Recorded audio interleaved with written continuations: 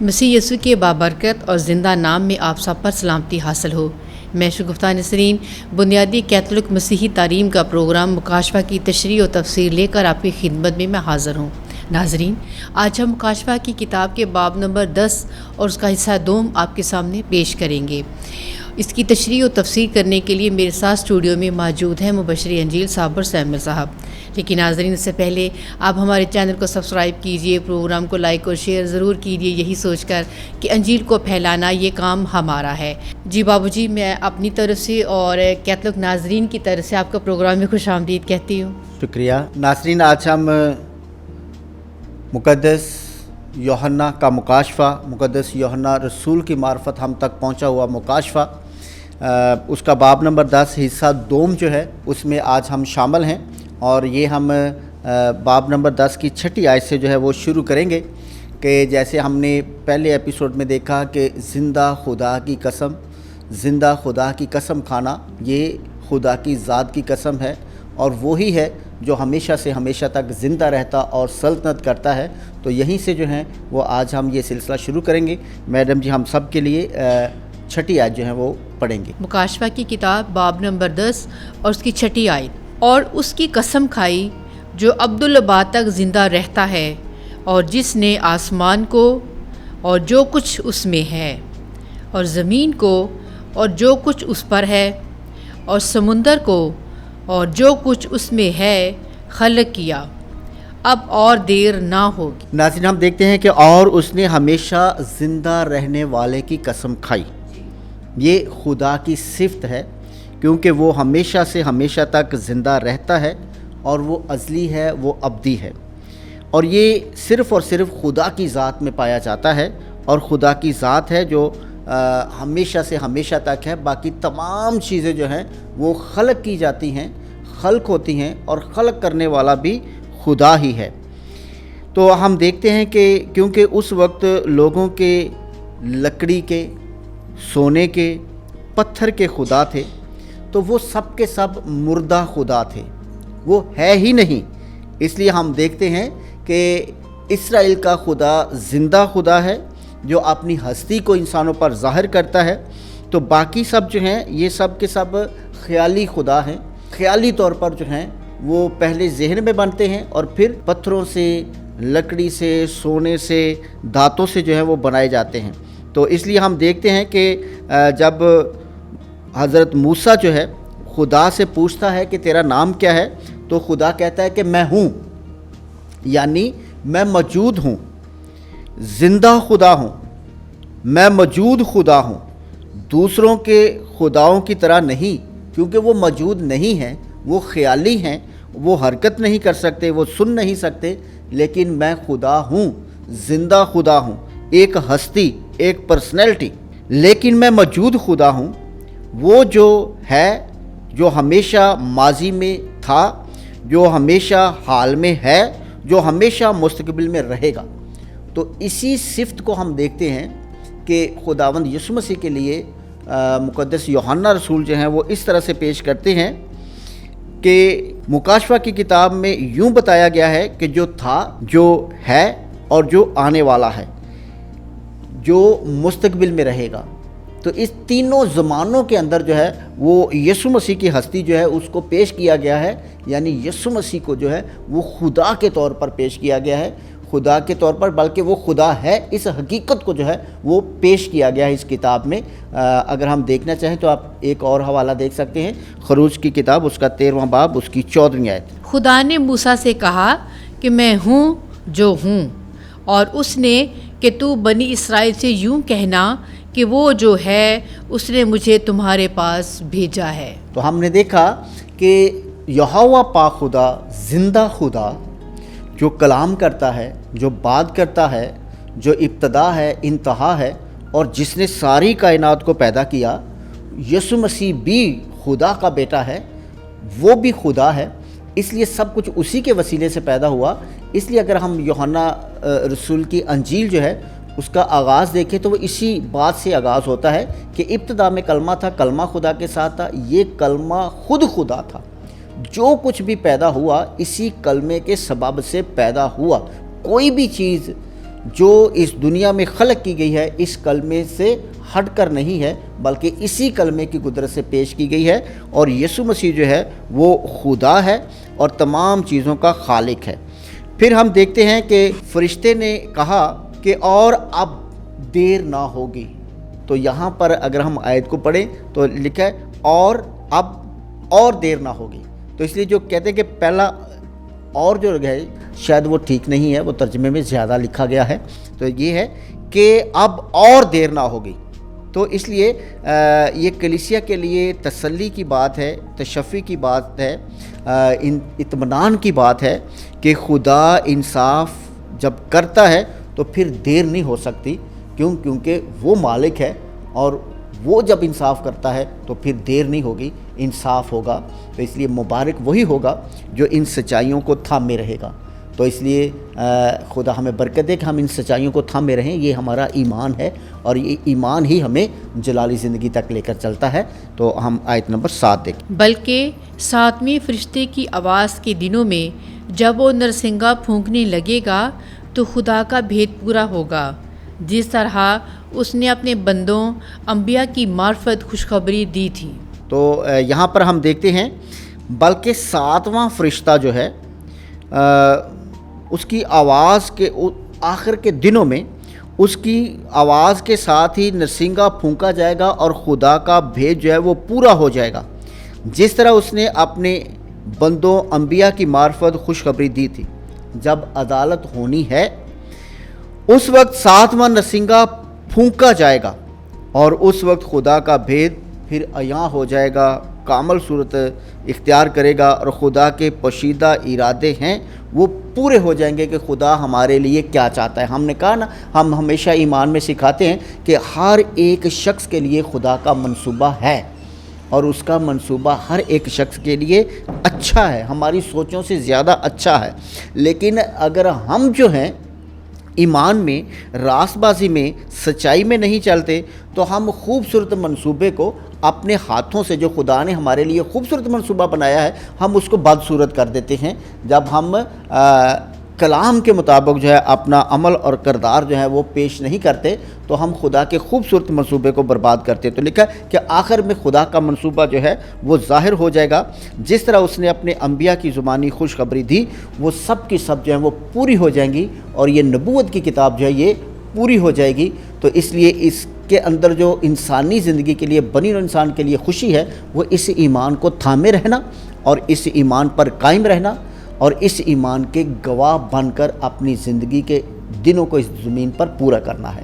اور جو آواز میں نے آسمان سے سنی تھی، اس نے دوبارہ مجھ سے خطاب کر کے کہا کہ جا اور وہ کھلی ہوئی کتاب لے جو اس فرشتے کے ہاتھ میں ہے، اور جو سمندر اور خشکی پر کھڑا ہے۔ تو ہم یہاں پر پھر دیکھتے ہیں کہ اسی فرشتے کو وہی منظر جو ہے ایک بار پھر دکھایا جا رہا ہے، اور لکھا ہے کہ وہ فرشتہ جو خشکی اور سمندر پر کھڑا ہے، یعنی خشکی اور سمندر پر کھڑا ہونا، اس سے مراد کہ جو کتاب ہے اس کے اندر جو علم ہے وہ پوری کائنات کے لیے ہے، پوری کائنات پر بسنے والے انسانوں کے لیے ہے، تمام قوموں کے لیے ہے، تمام امتوں کے لیے ہے، اور تمام اشخاص جو آدم کی نسل سے ہیں ان کے لیے ہے، کیونکہ آدم کی نسل اپنی نجات کو کھو بیٹھی ہے، اس کے پاس نجات نہیں رہی۔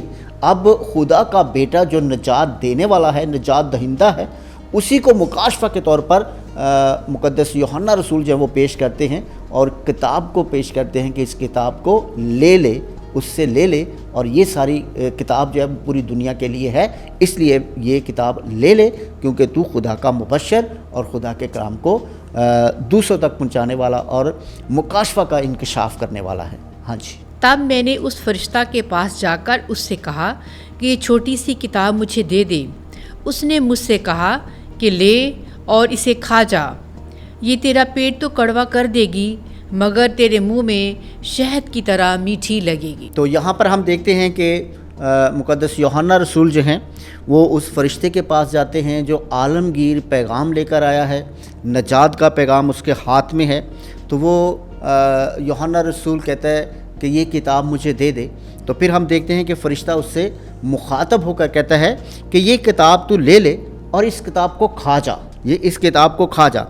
خدا کا کلام کھا جانے کے لیے صرف چکھنے کے لیے نہیں ہے. یہ اس نے نہیں کہا کہ ایک صفحہ کھا لے, 2 صفحے کھا لے. اس نے کہا کہ یہ سارے کی ساری کتاب جو ہے یہ کھا جا. یہ تیرا پیٹ تو کڑوا کر دے گی مگر تیرے منہ میں شہد کی طرح میٹھی لگے گی. خدا کے کلام کو قبول کرنا آسان ہے. ہم کہتے ہیں کہ بہت خوبصورت باتیں ہیں, اچھی باتیں ہیں, تو اس لیے ہم بڑی خوشی سے قبول کرتے ہیں, بڑی خوشی سے جو ہے وہ ہم سمجھتے ہیں کہ یہ ہمارے لیے بہت اچھی ہیں. لیکن اگر انہی باتوں کو جب قبول کر لیا جائے تو اس کو ہضم کرنا جو ہے وہ بہت مشکل ہے, یہ بہت مشکل ہے. اس لیے کہتے ہیں کہ ایک مثال ہے, جیسے کہ ہم دیکھتے ہیں کہ کسی نے کہا کہ بادشاہ تھا, اس نے کہا کہ آپ سب خدا کی بات کرتے ہو تو مجھے دکھاؤ کہ خدا کہاں ہے, اور اگر کوئی خدا مجھے نہ دکھا سکا تو جتنے بھی مذہبی رہنما خدا کی بات کرنے والے ہیں میں ان کا سر قلم کر دوں گا. اب جتنے بڑے بڑے لوگ تھے, بڑے بڑے عالم تھے, انہوں نے کہا کہ یہ بادشاہ کا حکم ہے تو ہم بادشاہ کو خدا کیسے دکھائیں, کیونکہ اس نے تو کہنا ہے کہ مجھے اس کا وجود دکھاؤ, میرے سامنے وہ دکھائی دے, اور اگر اسے دکھائی نہ دیا تو وہ تو ہمیں مار دے گا. اب سب لوگ گھبراتے ہیں, ڈرتے ہیں, اور کچھ کوشش کرتے ہیں, وہ قتل ہو جاتے ہیں. اب جب 1 قتل ہو گیا, 2 قتل ہو گئے, تو جتنے بھی بڑے بڑے مذہبی علماء تھے وہ سب چھپنا شروع ہو گیا کہ اب کیا کریں, اب اس کو کیسے خدا دکھائیں, کیونکہ یہ تو سر عام ہر ایک کو قتل کرتا جا رہا ہے کہ مجھے خدا دکھاؤ. تو ایک کہتے ہیں کہ ایک بچہ تھا, بڑا ہونہار تھا, تو اس نے کہا کہ میں بادشاہ کو خدا دکھاؤں گا. اس کے والدین بہت پریشان ہوئے کہ اتنے بڑے عالم ہیں, اپنا سر قلم کروا بیٹھے ہیں, اور بہت سے لوگ ہیں جو بادشاہ کے سامنے نہیں جا رہے, وہ اپنی جان کے پیچھے ہیں کہ ہم کیسے جان بچائیں, اور یہ بچہ کہہ رہا ہے کہ میں خدا دکھاؤں گا, یہ تو قتل ہو جائے گا کیونکہ بادشاہ کا حکم ہوگا. تو وہ کہتے ہیں کہ نہیں میں جاؤں گا. وہ بادشاہ کے تخت کے سامنے چلا جاتا ہے, بادشاہ اپنے تخت و تاج پر بیٹھا ہوا ہے بڑی شان و شوکت کے ساتھ, اور وہ بچہ اس کے سامنے آتا ہے, اور بادشاہ کہتا ہے کہ اے نابالغ, تو بالغ بھی نہیں ہے تو مجھے خدا دکھائے گا, اتنے بڑے لوگ جو ہیں وہ چھپ گئے ہیں, اتنے لوگ قتل ہو گئے ہیں. تو وہ کہتا ہے کہ بادشاہ سلامت, میں آپ کو خدا دکھاؤں گا. وہ کہتا ہے کہ ٹھیک ہے, مجھے دکھاؤ خدا. اس نے کہا کہ بادشاہ سلامت, ایسے خدا نظر نہیں آتا, آپ اپنا تخت و تاج اتاریں اور میرے سامنے آ کر کھڑے ہو جائیں, پھر آپ کو خدا نظر آئے گا. بادشاہی اور تخت و تاج پہ بیٹھا ہوا شخص جو ہے اس کو خدا دکھائی نہیں دے گا. اس نے کہا کہ کوئی بات نہیں. بچے نے کہا تو میں بھی اس کا سوال پورا کرتا ہوں. بادشاہ اپنا تاج اتارتا ہے, تخت سے کھڑا ہوتا ہے اور آ کر بچے کے برابر میں کھڑا ہو جاتا ہے. بچہ کہتا ہے کہ بادشاہ سلامت, پہلے ایک دودھ جو ہے اس کا بڑا پیالہ منگواؤ, پھر میں تمہیں خدا دکھاتا ہوں. وہ ایک بڑا سا پیالہ لے کر آ جاتے ہیں. تو وہ کہتا ہے کہ اب اس کو جو ہے وہ دہی کی جاگ لگا دو. اب دہی کی جاگ لگ جاتی ہے. وہ کہتا ہے کہ دہی کی جاگ لگاؤ, پھر میں تمہیں بتاؤں گا کہ کہاں پر ہے. پھر وہ کہتا ہے کہ چلو دہی کی جاگ بھی لگ گئی. اب اس نے کہا کہ اب اس میں جو دہی ہے اس کے اندر اب اس جگہ پر انگلی رکھو جہاں پر مکھن نہیں ہے, یا چکنائی نہیں ہے, یا گھی نہیں ہے.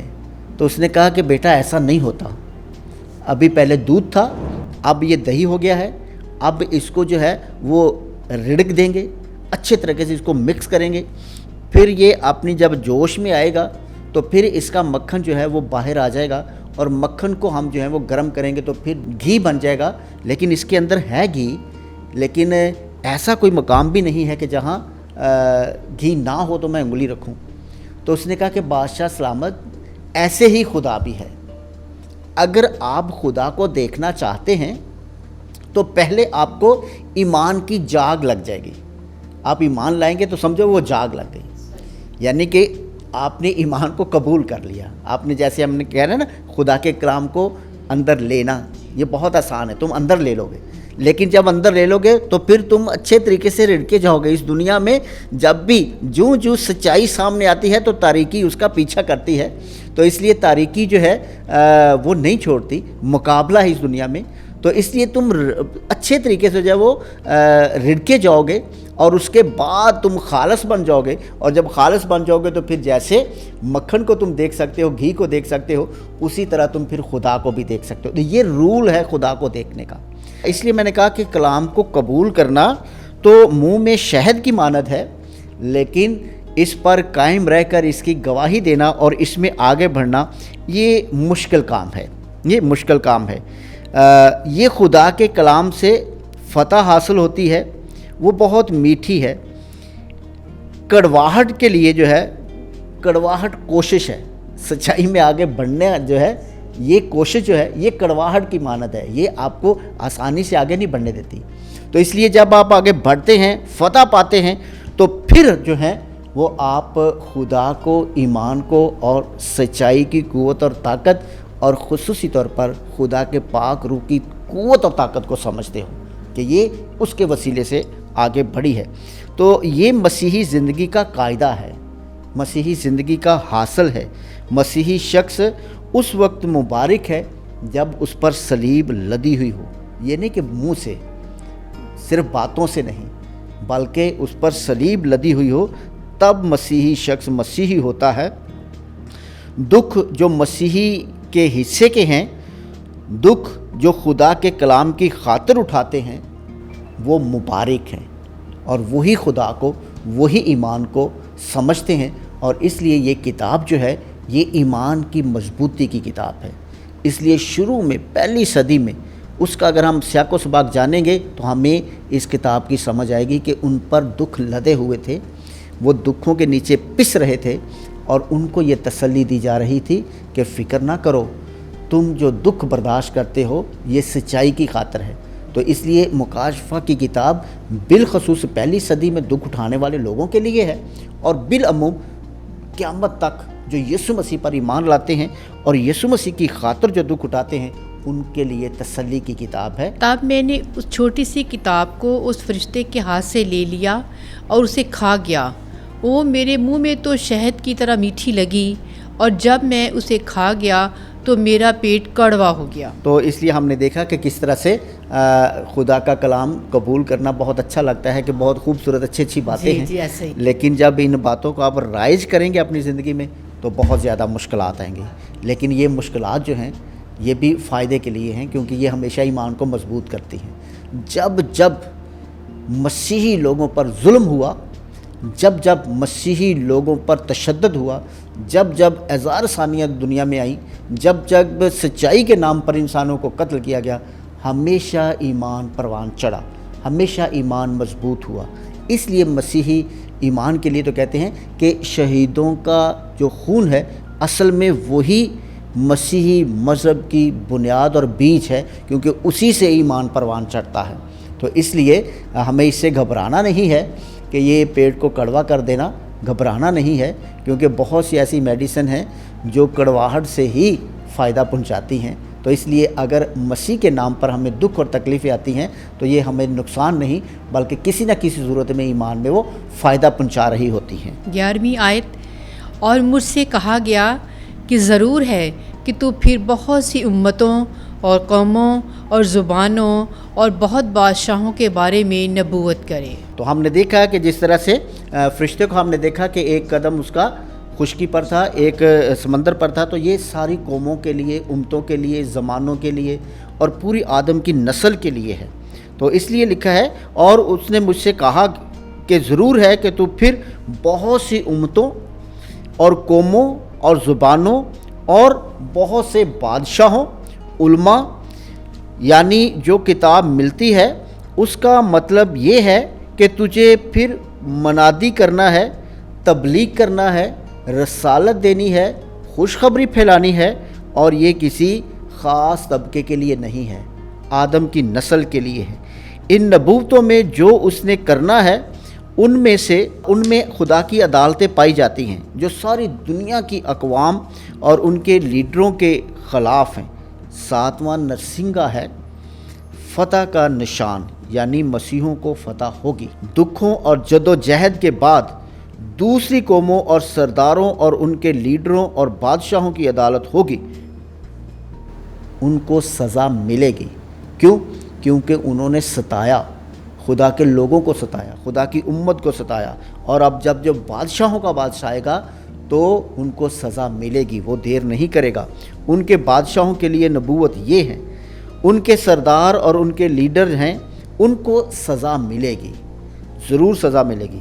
اس طرح مسیحوں کو حوصلہ دیا گیا اور ان کے ایمان کو مضبوط کیا گیا کہ فکر نہ کرو، چاہے رومن بڑے بڑے بادشاہ ہوں، چاہے بڑے بڑے سپہ سالار ہوں، چاہے فوجوں کی بہت بڑی قوت ہو، چاہے اختیار کا بہت بڑا ان کے پاس وہ تخت ہو، لیکن یہ سب کے سب پسپا ہو جائیں گے، کیونکہ تم جس کی پیروی کرتے ہو وہ بادشاہوں کا بادشاہ، وہ کل کائنات کا مالک، کائنات کو پیدا کرنے والا، اور اس کے سامنے کوئی طاقت اور قوت نہیں ٹھہر سکتی۔ اس لیے جب اس کا غضب آتا ہے، جب وہ انصاف کرنے پر آتا ہے، تو پھر تمہاری زندگی بحال ہو جائے گی اور ان کی زندگی برباد ہو جائے گی، کیونکہ وہ اس جلال کی میراث کو نہیں پا سکتے۔ مبارک ہے وہ جو اس کی میراث کو حاصل کرتا ہے، اور ان تمام سچائیوں کو قبول کرنے سے، اور ان سچائیوں پر قائم رہنے سے، اور ان سچائیوں کو فروغ دینے اور رائج کرنے میں جو اپنی زندگی کا حصہ ڈالتا ہے، وہ مبارک ہے، اور خدا ہمیں ایسا ہی کرنے کا فضل اور قوت اور قدرت بخشے، آمین۔ جی ناظرین، ہمیں امید ہے کہ آج کی تشریح و تفسیر سے آپ کو مکاشفہ کی کتاب کو سمجھنے میں مدد ملے گی اور آپ کو خوب برکت ملی ہوگی۔ ہماری دعا ہے کہ خدا کا فضل، رحم اور اس کی شفقت ہمیشہ آپ پر اور آپ کے گھرانوں پر ٹھہری رہے، اور آپ پاک کلام کو اسی ذوق و شوق سے پڑھتے رہیں اور خدا کے فضائل و برکات کو حاصل کرتے رہیں۔ اور آپ آخر میں ہمارے پروگرام کو لائک کیجیے، شیئر کیجیے اور ہمارے چینل کو سبسکرائب کیجیے، یہی سوچ کر کہ گھر گھر میں انجیل سنائیں گے، پیارے یسوع کا نام بتائیں گے۔ آمین۔